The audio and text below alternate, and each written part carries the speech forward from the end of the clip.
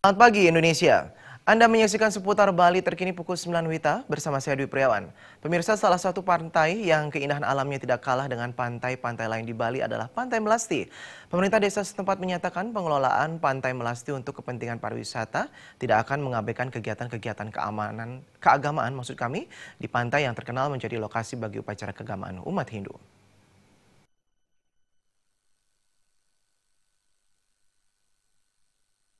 Pantai Melasti yang terletak di semenanjung Bukit Ungasan adalah salah satu destinasi wisata pantai terbaru di Bali. Keindahan pantai yang lokasinya tersembunyi di kawasan Bali Selatan ini tak kalah dengan objek wisata terdekat lainnya seperti Uluwatu dan Pantai Pandawa. Pendesa Desa Adat Ungasan, Iketut Marcin mengatakan, pihaknya membuat kawasan khusus untuk kepentingan wisata dan upacara keagamaan agar aktivitas pariwisata tidak mengganggu upacara keagamaan masyarakat setempat.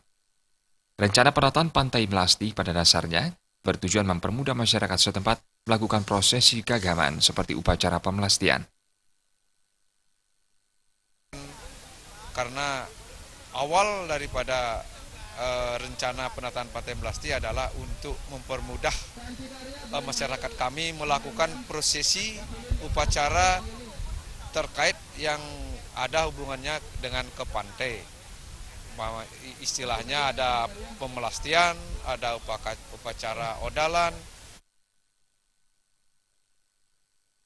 Sementara itu, Perbekal Desa Adat Ungasan, Imade Kari mengatakan, upaya penataan kawasan Desa Adat Ungasan sejalan dengan program Kabupaten Bandung yang mendorong desa-desa dapat mensejahterakan masyarakatnya secara mandiri.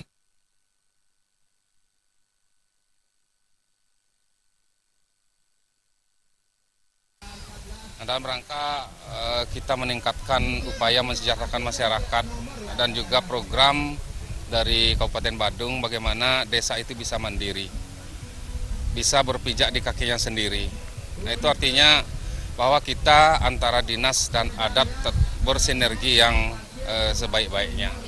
Nah, harapan kami tentu dari dinas bersama dengan Kabupaten Bandung tetap bersinergi, tetap Kabupaten bisa memperhatikan Desa Ungasan.